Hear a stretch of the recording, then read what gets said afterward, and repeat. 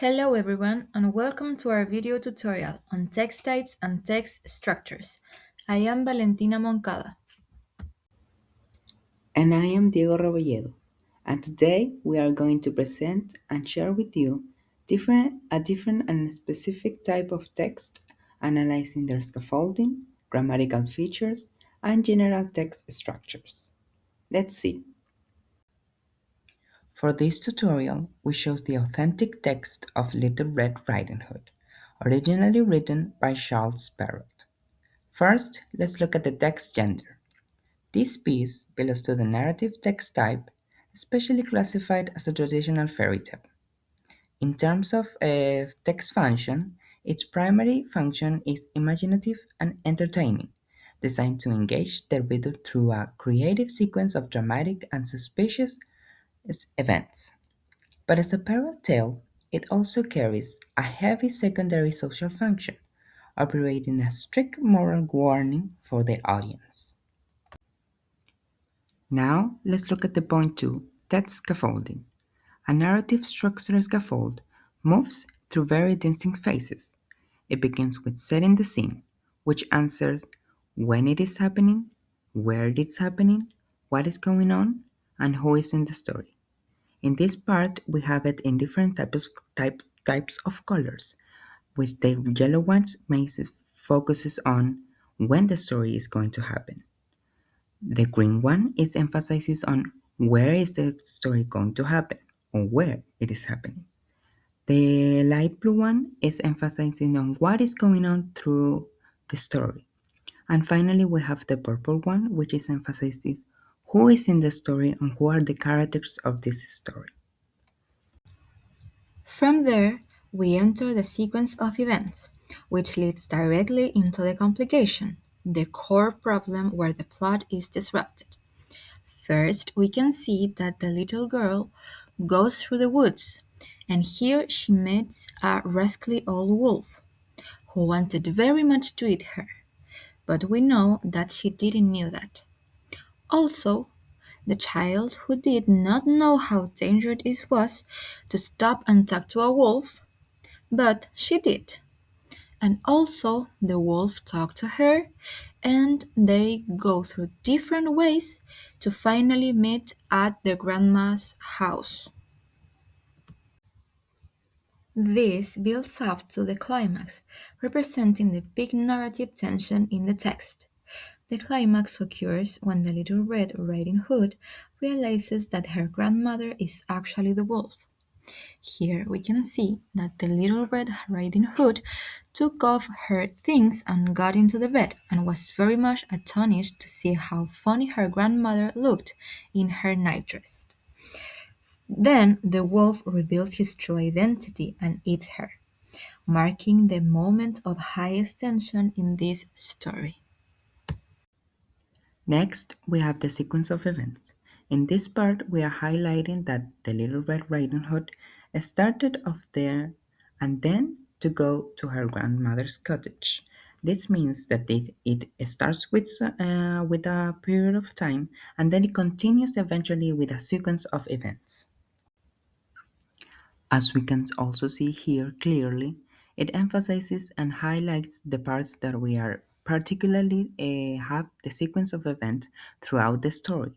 First, we have the stop and talk to the wolf. Then we have the wolf run as fast as he could down the shorted road. Again, it continues sequentially, eventing a situation after a situation, progressing after progressing, so that it can actually function as a sequence of events. Also, we highlight this part of sequence of events where the Little Red Riding Hood realizes that her grandmother was looking a little bit weird, and to finally realize that it was not her grandmother but it was the wolf, and then he finally eats her. Finally, we reach the resolution where the complication is solved, followed by the coda, which delivers the explicit moral lesson characteristic of Perrault works. The resolution here is that The wolf eats Little Red Riding Hood after eating her grandmother. So there is no rescue and the story ends tragically. The coda of the story is that do not trust strangers because appearances can be deceiving and they may have bad decisions. Let's continue to the grammatical features. Throughout the whole story, we can see that the use of past tenses, for example, past simple, past continuous, and past perfect, in the story. For example, the first line: the wolf ran as hard as he could down the shorter road, and the little girl went by the longer, and she wasted a good deal of time. Throughout the whole story, we can see as well so many other types of tenses, past tenses especially. For example, started off, which was in the neighborhood. She was going through the wood. She met a rascally old wolf, and this is mainly on how a narrative structural text type can also be focused on and used. So now, the recurrency rules. The first is anaphoric pronouns reference. For example, the text states, Little Red Riding Hood set off. She carried a basket. Here, the pronoun she points directly back to the original noun. The text also utilizes lexical substitution, using synonyms to keep the vocabulary dynamic. Watch how the subject shifts: the wolf approached her. The beast smiled slightly. The predator schemed. Next, let's analyze how information flows using the most frequent progression patterns. Parole dynamically shifts between two structural patterns.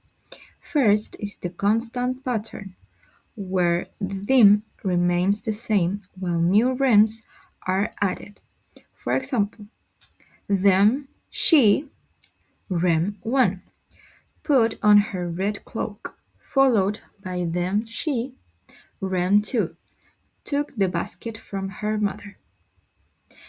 The second is the linear pattern, where the new info, the rem, becomes the them of the next sentence. For example, she arrived at rem the cottage, them the cottage stood silently beneath the oak trees. Finally, let's examine the connectivity rules that glue the text together. The text relies heavily on temporal connectives, like once upon a time, then, suddenly, and eventually, to maintain a chronological sequence. It also utilizes causal connectives like because, as a result, and consequently to show cause and effect. For instance, because she disobeyed her mother and strayed from the path, consequently she ran straight into the wolf. And that brings us to the end of our video tutorial. You can see our authentic archive, text URL, and our linguistic frameworks, as well as our video tools list on our final slide. We hope that this will help you to understand and analyze better narrative text. So, thank you so much for watching. Goodbye.